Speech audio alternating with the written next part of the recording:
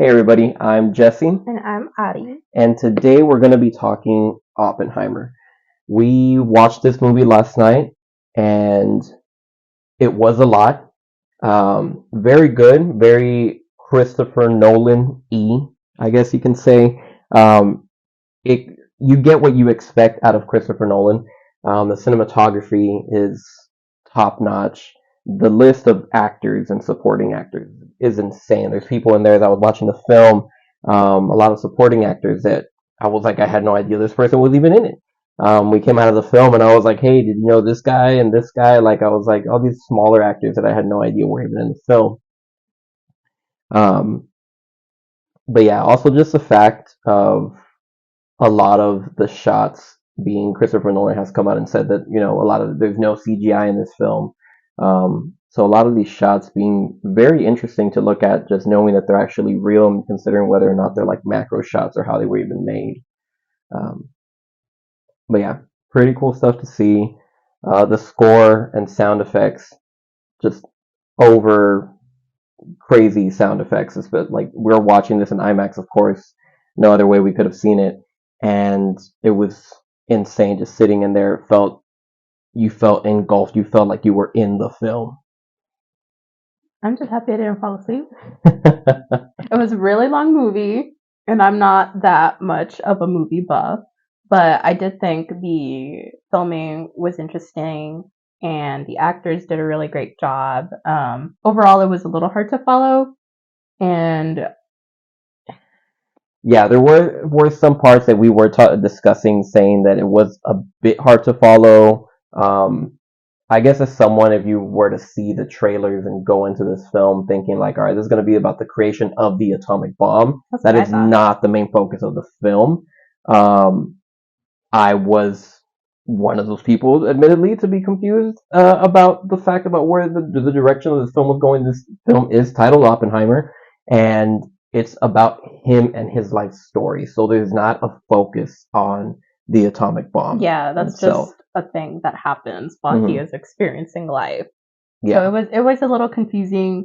I personally didn't know much about the history, so I was just like, "Who's this guy?" And they went from like when he was in college, I think, uh, all the way up to when he made it to the Los Alamos place, and then post that and like how the government kind of turned on him. So I was just confused why this guy was important. Yeah, that's a very good topic to bring up as well because this film does fly by. Although it is 3 hours, like it is speeding through the entire film.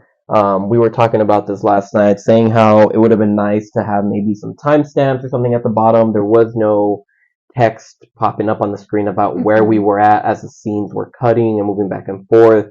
Um, No, Sometimes we were at people's houses at test sites or anything, and we didn't know. We didn't.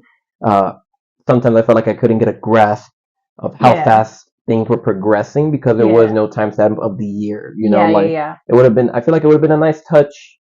Not necessary, but for someone who's like not, if you're not super into like knowing what went on with like Oppenheimer and Heisenberg and World War II and everything, like it'd be nice to know, have some little timestamps at the Hmm. bottom, knowing like at what pace this film is going at. Yeah, the only like differentiating thing that you could tell was the scenes in the, I guess, in the post bomb world.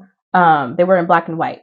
And usually you think that black and white sections are older or like from the past. So it was weird that the black and white was, I guess, the future, if that makes sense. And then the things that weren't colored were what was happening as the story was going. So that was kind of confusing. And then, as you mentioned, there was no timestamp. So you couldn't really tell where in the sequence of things certain scenes were unless you like really paid attention and you're like, he looks a little bit older. Like they added some more gray hair to this guy or more wrinkles, but they didn't really make it easy to understand unless you knew the history, which I don't think a lot of people would.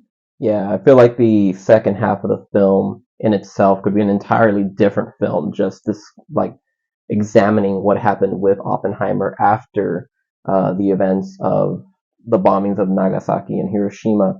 Um, because it's just intense. And Robert Downey Jr.'s performance is incredible in that as well. And it just feels like you could cut that right down the middle, and you have two separate films. Um, It was weird seeing Robert Downey Jr. old because I'm used to seeing him in like Iron Iron Man. Man, yeah, and like Marvel, and he's at top of his prime and young. So it was weird seeing him like with a receding hairline and with wrinkles and like age spots. So that was fun. Yeah, it is nice seeing him as something else other than Iron Man. But yeah, no, he did great, and again, star-studded cast. They all killed it. Um, One of my favorite things were these little like hints here and there of like bits of humor that we there's no way to know that those conversations really happen, but there's these little tad bits of humor here and there that's just nice to catch on to and have a bit of giggle during these dark times of like an atom bomb is being created and an atom bomb is being dropped. Um, but once these events do happen, you feel the gravity of them because uh, Cillian Murphy is just does an amazing job as Oppenheimer, and you can just see and feel every expression come off his face as you're looking at him on screen, and you can almost feel the remorse that he is feeling after those bombs are dropped. Oh yeah, there was that scene. Are we saying spoilers? No spoilers. No spoilers. No spoilers. It's spoiler free. We want to keep this spoiler free. So then we can't talk. Overall, great film. Knowing it's Christopher Nolan and know the amount of work that went into such film, it's like it's a film made for cinema. If you love cinematography, if you love the art of film, you're gonna love this film. It is not for everybody. It is very dialogue heavy.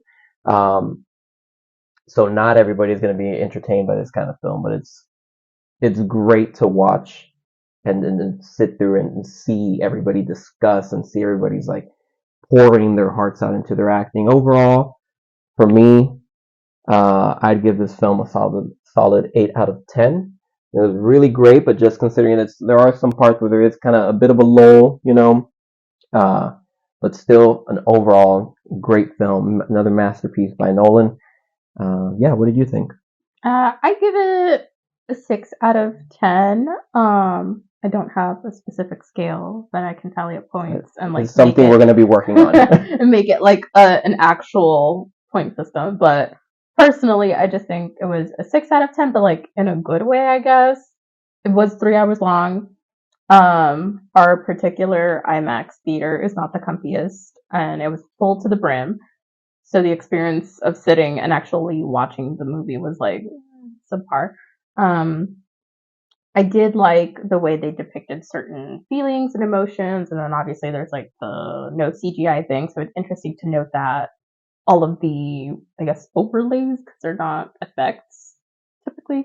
That is one thing that like has me guessing because there's got to be at least some sort of post processing or something. Yeah. But we'll have to wait and see when we come out with like a behind the scenes and see what actually happened to see how they made everything. Because there's some shots where like like Oppenheimer exposed, is thinking, and you see these particles, and it's like you're thinking like, oh, this could be a quick Blender plug-in, and make some particle effects, right? But I mean, if it really is all shot on like macro lens or something, like it looked really cool, and it'd be interesting to see like what was used for that. So yeah, but yeah, so that was interesting. All of the actors did great, and like I said, the filming was like interesting. So 6 out of 10. It wasn't bad. I probably wouldn't want to watch it again. I'm excited to see Barbie later. So we did plan on doing Barbenheimer, but unfortunately, it was either going to be option A, like watch Barbie as soon as Oppenheimer finished, and it was going to be like pretty late at night. And I think today was just packed to the brim. So we were able to secure some spots for Monday, so we'll be coming at you on Monday with our thoughts and final review of Barbie. But for now, here's Oppenheimer, first video to start this channel and get it going. So yeah, let us know your comments below. Let us know what you thought about Oppenheimer. Till next time.